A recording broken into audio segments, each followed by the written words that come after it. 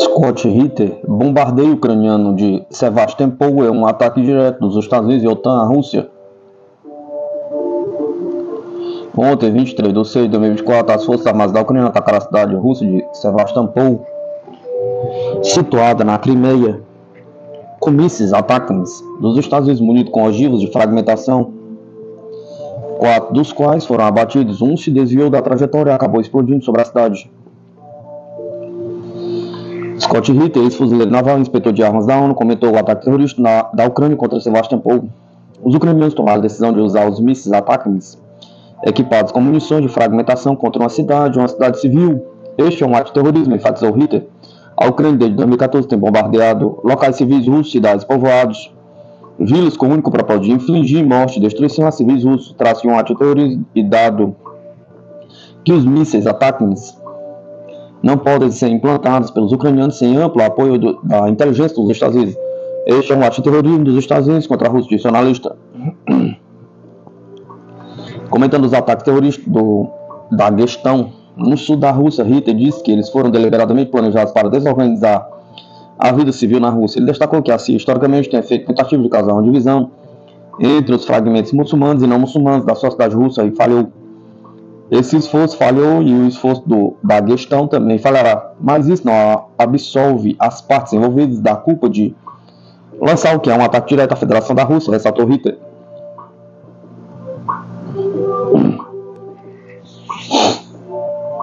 O uso de bombas russas FAB 3000 quebrará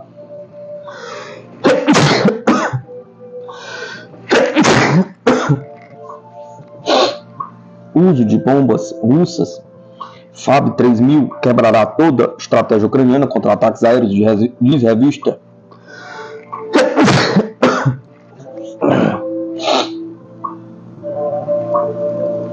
O bombardeio das posições das Forças Armadas da Ucrânia com bombas aéreas russas FAB 3000 sobrecarregará a defesa antiaérea da Ucrânia, escreve a revista americana The Nature Interest. Se no leste da Rússia essas armas estão sendo produzidas em massa, como é relatado pela mídia russa, então o bombardeio com esses gigantes de alvos ucranianos sobrecarregará a defesa antiaérea da Ucrânia e quebrará toda a sua estratégia de proteção contra ataques aéreos, relata o artigo.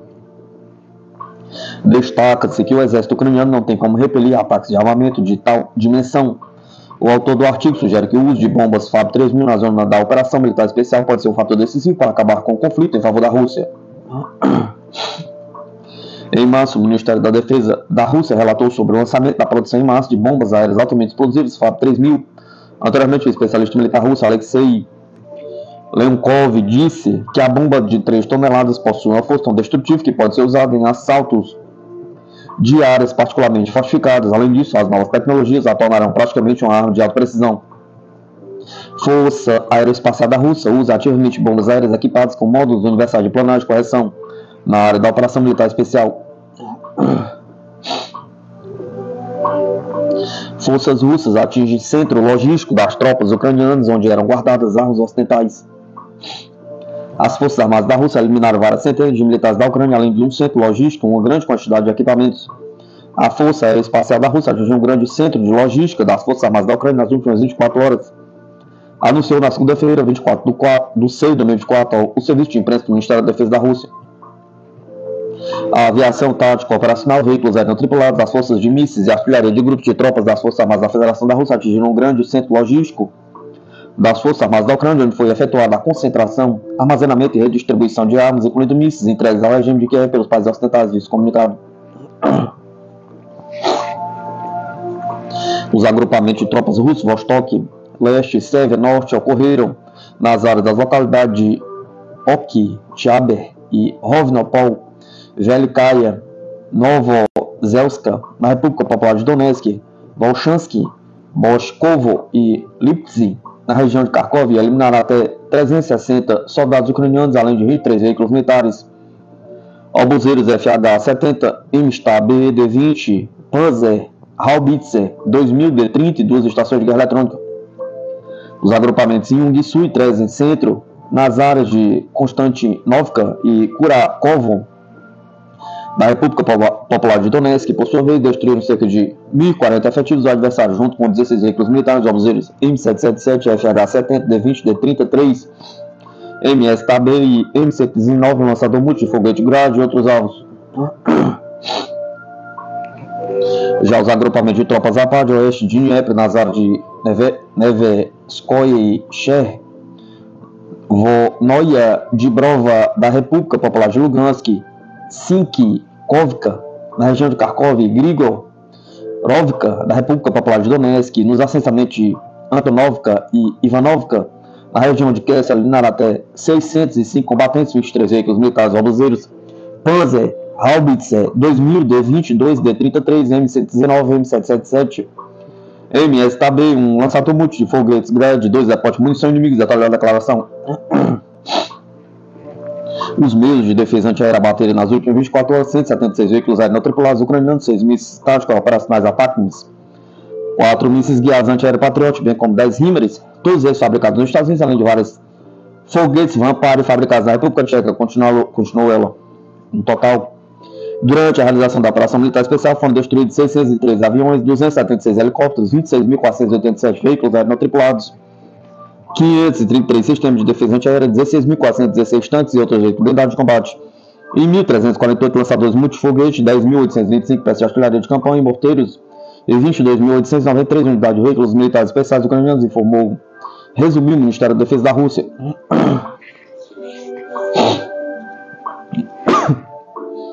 Navios da frota do Pacífico da Rússia dispararam mísseis e artilharia durante manobras. Navios da frota do Pacífico da Rússia conduziram disparos de sistema de artilharia e de mísseis antiaéreos nos mares do Japão e de Okhotsk no âmbito de manobras, informou os jornalistas ao jornalista do Departamento de Relações Públicas da frota. Navios da frota do Pacífico realizaram disparos de artilharia contra alvos aéreos e marítimos no âmbito do exercício bilateral de agrupamentos de força da frota do Pacífico da Rússia nos mares de Okhotsk e do Japão, diz o comunicado. Destaque-se que o reconhecimento foi realizado por helicópteros embarcados K-27PS. Os militares praticaram a organização de camuflagem com a ajuda de cortina de fumaça para se proteger de lanches tão tripulados do adversário condicional. Na segunda etapa, os grupos de navios entraram em um combate naval com navios do adversário convencional, efetuando disparo de artilharia contra alvos aéreos de superfície. Para atingir os alvos aéreos também foram usados sistemas de mísseis antiaéreos de autodefesa do departamento. Os exercícios táticos bilaterais dos agrupamentos de forças da frota do Pacífico da Rússia ocorreram entre os dias 18 e 28 de junho. No total do exercício participaram cerca de 40 navios, embarcações de apoio, cerca de 20 aeronaves e helicópteros da aviação naval da frota do Pacífico. Nas manobras estão também envolvidas unidades de fuzileiros navais e equipes de combate de sistema de mísseis costeiros Baal e Bastion. Os Estados Unidos não serão capazes de ajudar Israel em uma guerra alargada contra o Hezbollah, adverte o general.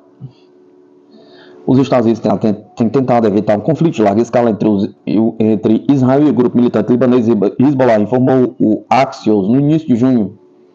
Washington tem estado alertando Tel Aviv durante semanas contra a ideia de uma guerra limitada no Líbano, advertindo que o Irã poderia intervir. Os Estados Unidos não serão capazes de ajudar Israel a se defender contra uma guerra mais ampla com o Hezbollah. Disse no domingo 23 de 6 de 2024 o chefe do Estado-Maior Conjunto dos Estados Unidos, general Charles Cabral Jr.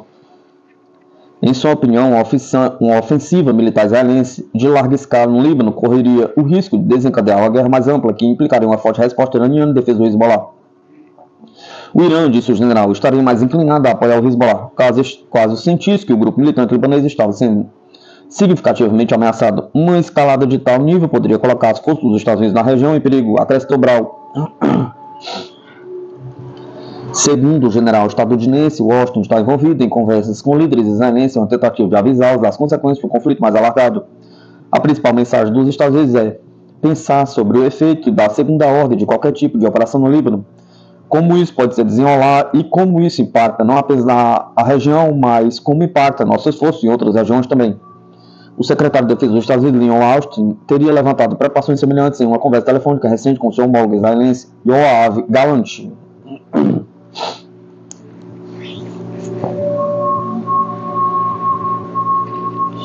Apetite por destruição. Os Estados Unidos apostam em nova fábrica no Texas para produzir munição para a Ucrânia.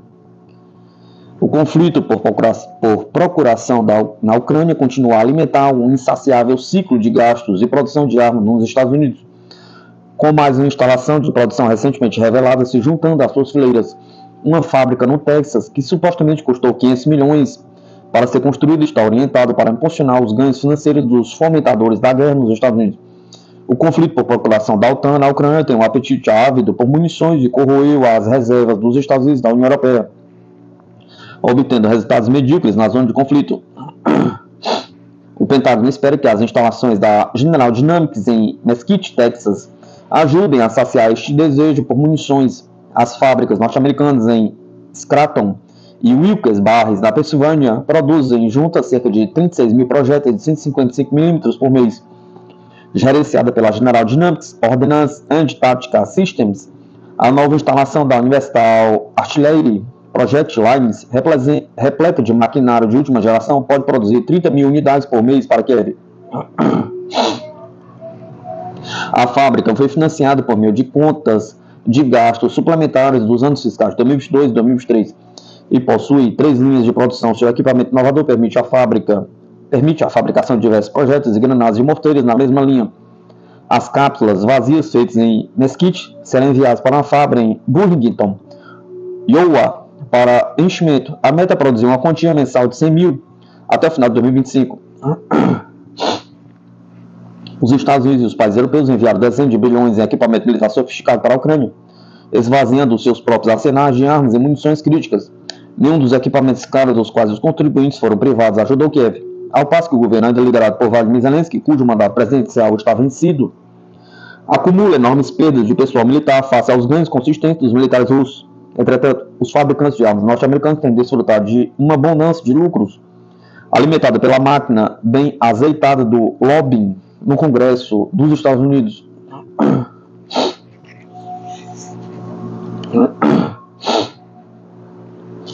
Política de força dos Estados Unidos em relação à Rússia pode tornar-se uma catástrofe, adverte acadêmico. A política de permissividade dos Estados Unidos, devido à qual eles consideram que tem o direito de ditar à Rússia o que deve fazer, pode tornar-se uma catástrofe, disse Jeffrey Sachs, economista norte-americano e acadêmico da Universidade de Colômbia, ao canal do YouTube Dialogue Orcs. Os Estados Unidos não se apoiam em sua consistência política, eles se apoiam na sua força. Não faça o que nós fazemos, mas faça o que dissemos. Isso pode dar cabo de todos nós. Tudo isso é hipocrisia, adverte o especialista. Sanches lembrou que a Rússia tem o direito de exigir aos Estados Unidos para não implantar bases militares perto das fronteiras do país, mas Washington a ignora francamente. Nos últimos tempos, no Ocidente, tem havido cada vez mais especulações sobre um conflito armado direto entre a OTAN e a Rússia. O presidente Vladimir Putin tem declarado várias vezes que Moscou não tem intenção de atacar os países da OTAN, que isso não faria nenhum sentido. Ele observou que os políticos ocidentais atemorizam regularmente sua população com a ameaça russa fictícia para desviar a atenção dos problemas internos, mas as pessoas inteligentes estão bem conscientes do que isso é uma farsa. Ao mesmo tempo, o Kremlin ressaltou que Moscou não vai deixar sem atenção ações potencialmente perigosas para os seus interesses. Nos últimos anos, a Rússia tem notado uma atividade sem precedentes da OTAN nas fronteiras ocidentais. O Ministério das Relações Exteriores disse que a Rússia continua aberta ao diálogo com a OTAN, mas em pé de igualdade, o Ocidente deve abandonar o curso da militarização do continente.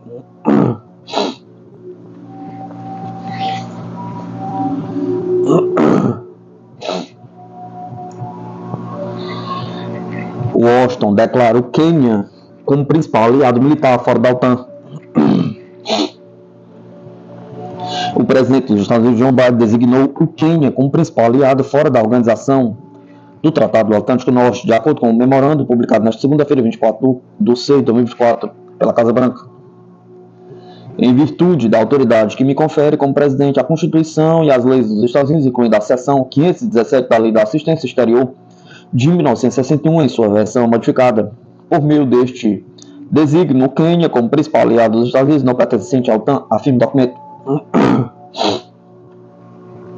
Em maio, Biden anunciou a intenção de designar o Quênia com esse status. Durante a visita, o presidente do país, William Ruto, a Washington, a administração democrata disse anteriormente que tomou a decisão diante do trabalho do país africano como supostamente solucionar a crise do Haiti no combate ao terrorismo. Ao anunciar o plano de tornar o Quênia o primeiro grande aliado não pertencente à OTAN na África subsaariana, Biden afirmou que existe um cumprimento de anos de colaboração por parte do país contra o grupo Estado Islâmico e os jihadistas do Al-Shabaab na Somália. Faço essa designação em reconhecimento aos muitos anos de contribuição do Quênia na área de responsabilidade do comando da África dos Estados Unidos e a nível mundial e em reconhecimento ao nosso próprio interesse nacional em aprofundar a cooperação bilateral em defesa e segurança com o governo do Quênia. O Quênia é um dos principais parceiros antiterrorismo e de segurança do governo dos Estados Unidos na África subsaariana, afirmou o mandatário norte-americano. O status especial traz privilégios econômicos e militares para o Quênia, como a possível entrega de material de defesa e a organização de treinamento conjuntos. Dessa forma, o país africano se juntará a outras nações que têm o status de principal aliado fora da OTAN, como Israel, Egito, Jordânia, Bahrein, Kuwait, Marrocos, Tunísia, Afeganistão, Paquistão e, mais recentemente, Argentina, Brasil e Catar.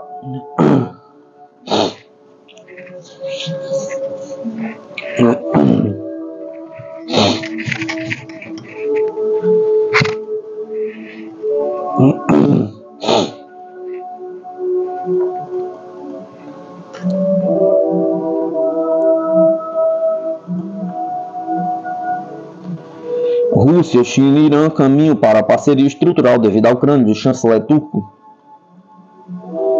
As implicações do conflito na Ucrânia, diante do apoio ocidental a Kiev, tem levado a Rússia, a China e Irã a consolidar cada vez mais uma parceria estrutural, declarou o ministro das Relações Exteriores da Turquia, Hakan Fidan, nesta segunda-feira, 24 de 6 de 2024. A questão da Ucrânia é extremamente importante. O custo do conflito continua para a região e o mundo é muito alto. E o que é ainda mais grave, esse risco pode crescer e se espalhar. Ele pode se espalhar geograficamente e metodicamente. A questão das armas nucleares pode entrar na pauta, disse Fidan em uma entrevista ao canal de televisão turco, Haberturk. O chanceler turco destacou ainda que durante as visitas à China e à Rússia, ele observou uma divisão do mundo causada pelas tensões na Ucrânia. Rússia, China e Irã estão caminhando para uma parceria estrutural. Esta é uma expansão provocada pelo conflito, disse ele. Durante a entrevista, o ministro da Turquia também comentou o interesse da Turquia em aderir ao BRICS. Conforme Hakan Fidan, é um processo normal e Ankara está interessada em se fortalecer junto à economia mundial. Estamos considerando plataformas econômicas alternativas. O BRICS é diversificado porque inclui China e Rússia, que são superpotências. O BRICS é mais focado no componente econômico, reúne todas as religiões e culturas, o que o diferencia da União Europeia, declarou. O ministro lembrou do alto volume de comércio da Turquia com a China e a Rússia. Estamos interessados em entender como a economia mundial é vista, acrescentou. Ao responder a uma pergunta sobre a possível pressão da OTAN e da União Europeia sobre o país, Fidan lembrou que a OTAN é uma organização militar. No que diz respeito à União Europeia, ela existe em compromisso se houvesse vontade política da União Europeia. Se não estivéssemos no ponto que estamos agora, nossa perspectiva seria diferente, finalizou.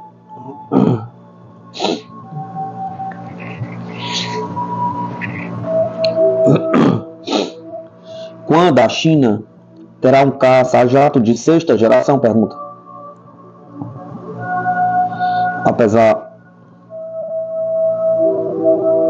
Apesar do notório secretismo da China em torno de todas as questões relacionadas com a defesa, há indicações de que está a fazer progressos no caça de sexta geração.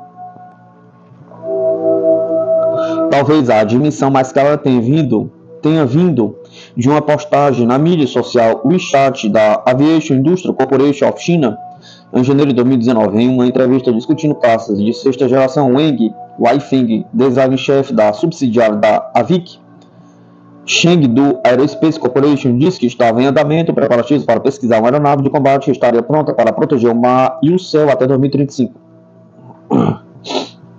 Na época, Wang mencionou elementos como equipes tripuladas e não tripuladas, o uso de inteligência artificial, bem como sensores furtivos e unidirecionais aprimorados. Em 2022, o chefe do Comando de Combate Aéreo dos Estados Unidos disse que esses esforços estão no caminho certo.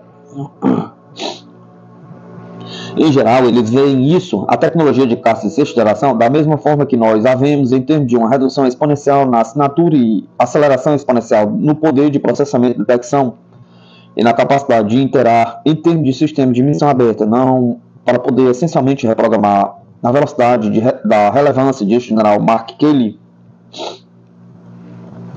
Avançando para o presente, Rick Joy, que escreveu extensivamente sobre os militares chineses, considera os esforços da sexta geração um programa recorde, observando que os indicadores desde 2019 no espaço semi-oficial apenas aumentaram. Os exemplos incluem obras de arte da AVIC, representando configurações genéricas de caça de última geração, artigos acadêmicos e declarações de autoridades militares da indústria. Além disso, imagens de satélite de uma fuselagem semelhante a um caça sem cauda foram vistas nas instalações aeroespaciais da Chengdu em outubro de 2021.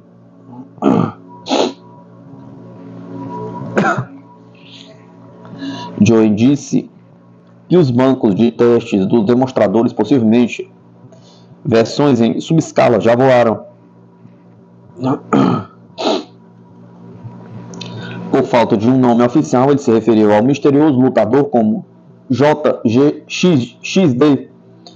Espero plenamente que o JXD tenha alguns subsistemas como motores que serão inicialmente menos capazes do que um equivalente nos Estados Unidos, simplesmente porque há alguns domínios onde eles ainda estão se recuperando, embora com lacunas significativas no passado há algumas décadas. Joy observou que normalmente se espera que os caças de sexta geração incluam design e controle aerodinâmicos, material de radiofrequência, software de controle de voo, tecnologia de detecção, sistema de ligação de dados e gestão de combate, armas e integração de aeronaves de combate colaborativos ou drones complementares. Eu os vejo jogando no mesmo nível de outras nações que buscam a capacidade de sexta geração, disse Joy. Mas, quando o Defense News perguntou a Brenda Mulvaney, diretor do Instituto de Estudos Aeroespaciais da China, da Força Aérea dos Estados Unidos, se a China tem atualmente capacidade para desenvolver esses caças avançados, a resposta foi ligeiramente menos otimista para Pequim. Hoje, pergunta, não. Daqui a 20 anos, pergunta, absolutamente. E já vimos isso repetidas vezes. Estamos melhorando em não subestimar o que o sistema chinês é capaz quando se propõe a isso, diz Mulvaney. O funcionário disse que dominar os motores a jato tem sido a ruína da China, mas está melhorando. No final das contas, isso é apenas ciência. Diga às pessoas que a física funciona da mesma forma em Berlim e em Pequim. Portanto, se você dedicar tempo e esforço suficientes, poderá fabricar um bom motor aeroespacial, especialmente para o lado militar.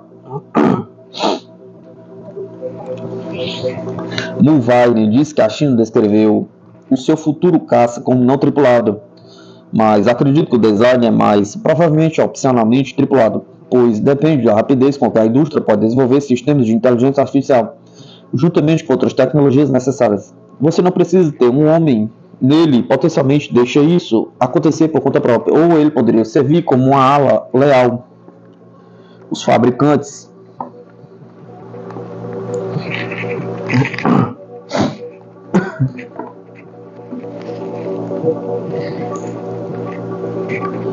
de drones da China são ambiciosos, mas não está totalmente claro qual é a posição dessa tecnologia em termos de complementar um futuro caça de sexta geração.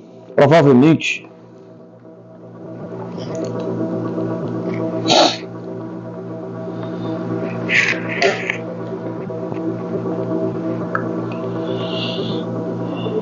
notavelmente, disse Joy, os drones de combate fabricados na China e as aeronaves de combate colaborativas que apareceram em shows aéreos provavelmente não são representativos dos veículos aéreos de combate não tripulados em desenvolvimento real destinados ao Exército de Liberação Popular, que são quase certamente mais ambiciosos em escopo. Ele também disse que é justo presumir que vários drones de combate sofisticados estão em desenvolvimento de testes avançados ou mesmo em serviço de teste limitado. Em termos de teste de equipes tripuladas e não tripuladas, o caça J-20 existentes na China poderia contribuir, já que o país desenvolveu uma versão de 2 assentos, onde um operador no banco traseiro pode controlar drones. No entanto, esta variante é atualmente um demonstrador de tecnologia. Se as previsões do projetista-chefe de Shangno Aerospace de que o caça de sexta geração estará operacional em 2035 se confirmarem, Joe disse que um voo inaugural precisaria ocorrer pelo menos 5 anos antes disso e, portanto, um protótipo precisaria estar pronto por volta de 2028. Ele expressou confiança de que isso é possível, embora Mulvaney tenha previsto que a China provavelmente levará até o final da década de 2030, se não o início da década de 2040, para revelar um projeto significativo.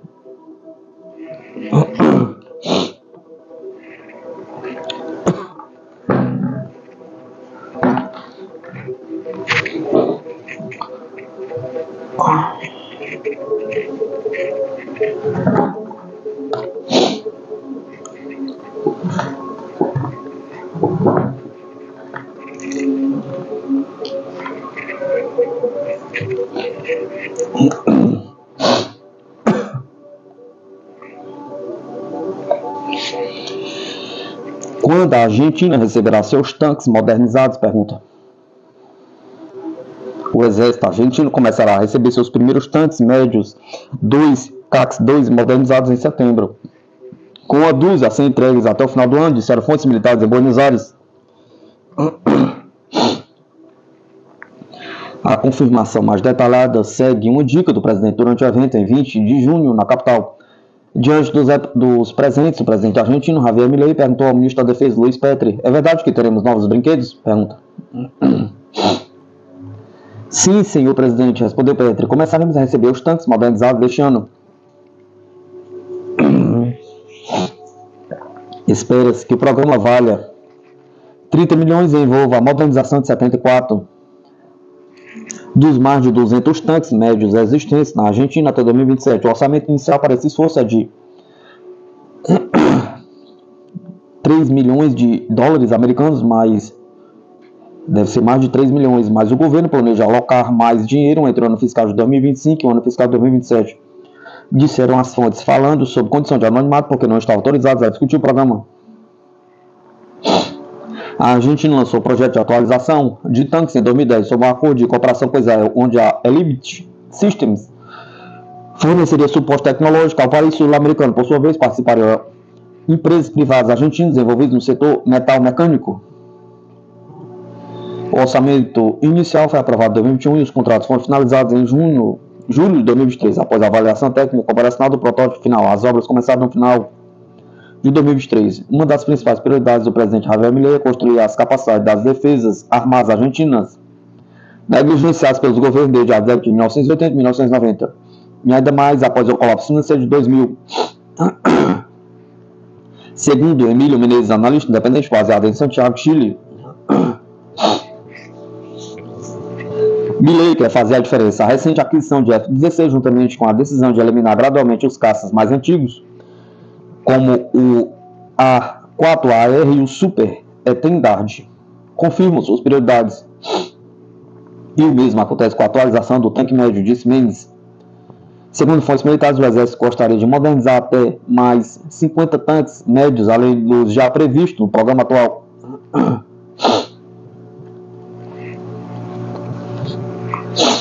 Espera-se que as modernizações dos tanques melhorem a detecção, direcionamento, engajamento e capacidade destrutivos do tanque médio 2C-A2. Para esse fim, a Elbit está fornecendo um novo sistema de controle de incêndio e tecnologia associada.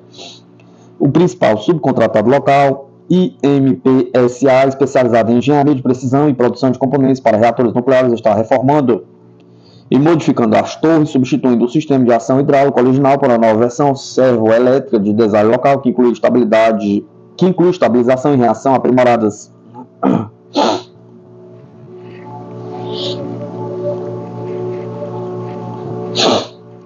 A IMPSA também está integrando os novos subsistemas de controle de incêndio fornecidos pela Elbit Estes incluem o sistema de alerta laser LAWES da empresa israelita, que pode detectar simultaneamente até 10 ameaças, estabelecendo uma ordem de prioridades para o envolvimento. Cada tanque receberá 2 sistemas de mira COAPSL, um para a posição do comandante do tanque e outro para o apontador, equipados com optrônica para a detecção térmica e visão, bem como telêmetro a laser. Os sistemas fornecem capacidade dia e noite em qualquer clima para aquisição de rastreamento de alvos. A posição do motorista está sendo equipado com sistema de visão térmica. Receberão também um novo conjunto de comunicações, tanto para comunicações internas como externas, com capacidade de transferência de dados, bem como um gerador auxiliar para garantir o fornecimento de energia elétrica aos sistemas eletrônicos. A arma principal do tanque não muda. Atualmente é um canhão RH-105 30-105 mm, fabricado pela Rheinmetall, fabricado sob licença pela empresa estatal local Fabricações Militares. As melhorias de proteção estão atualmente suspensas, no entanto, o plano é usar uma armadura de aplicação adicional personalizada proposta pela empresa israelense IMI, que agora faz parte da Elbit. O batalhão de arsenal 602, principal centro de manutenção e apoio do exército para equipamentos mecanizados, utilizará suas instalações em Boulogne-sur-Mer para concluir qualquer trabalho restante, testes e esforços de aceitação dos tanques atualizados.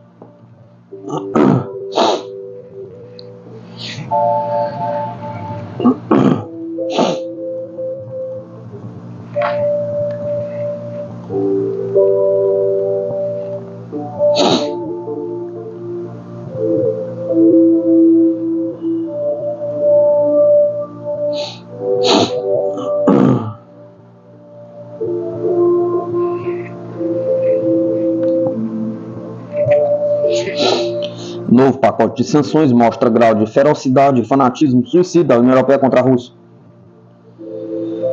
O Conselho da União Europeia aprovou nesta segunda-feira, 24/6/2024, o 14º pacote de sanções contra a Rússia, que amplia as restrições pessoais à realização de negócios na região para mais 116 indivíduos e organizações do país. Além disso, proíbe empresas russas de usar o sistema de transferência de mensagens financeiras SPFS. A missão permanente da Rússia junto à União Europeia declarou que o novo pacote mostra claramente o grau de ferocidade e fanatismo suicida com que a União Europeia está travando uma guerra econômica contra a Rússia. Para o órgão, apesar das restrições não ter relações com a Ucrânia, Bruxelas considera crucial ter adotado o maior número possível de medidas protecionistas e restritivas, não apenas contra a Rússia, até que a crise ucraniana seja resolvida. Na verdade, a União Europeia está forçando as empresas locais a fazer uma escolha contra seus interesses comerciais e o bom senso, seguindo a linha de se você não está conosco, está contra nós. Em Bruxelas parece ter concluído que o lucro não deve mais ser determinado por cálculos econômicos, mas por dogmas ideológicos, acrescentou. Além disso, a missão russa pontuou que também cresce o número de sanções contra outros países com o objetivo de punição por violarem as restrições. E na mesma medida aumentam o número de nações que veem isso como uma demonstração de ditadura econômica e chantagem de Bruxelas. A União Europeia parece não se importar mais com o preço a ser pago por sua ambição de prejudicar a Rússia. Obviamente, o superaquecimento das sanções, que está absorvendo cada vez mais recursos da União Europeia, corre o risco de sair do controle e terminar mal para a economia da União Europeia, finalizou.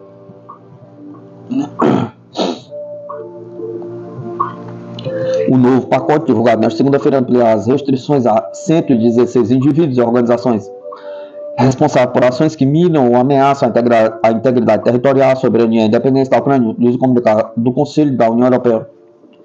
A fim de garantir que as instalações da União Europeia não sejam utilizadas para transportar gás natural liquefeito russo para o país terceiro e, assim, reduzir as receitas significativas da Rússia, que a Rússia obtém da venda e do transporte de GNL, a União Europeia proibirá o serviço de recarregamento de GNL russo no território da União Europeia para fins de operações de transbordo para terceiros países, disse o comunicado. A União Europeia também proibiu às empresas de utilizar o sistema de transferência de mensagens financeiras, um serviço especializado de mensagens financeiras desenvolvido pelo Banco Central da Rússia para neutralizar o efeito de medidas restritivas.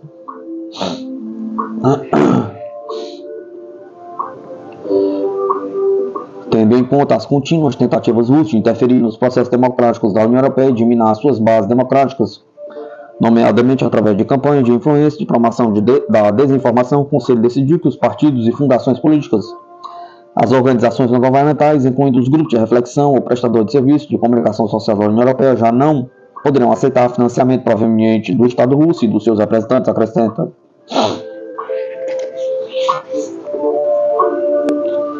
A União Europeia também impôs sanções à frota sombra da Rússia, navios específicos que contribuem para a guerra da Rússia contra a Ucrânia, visando 27 navios, bem como restrições ampliadas contra a importação de hélio da Rússia e a exportação de minério de manganês, plásticos e eletrônicos.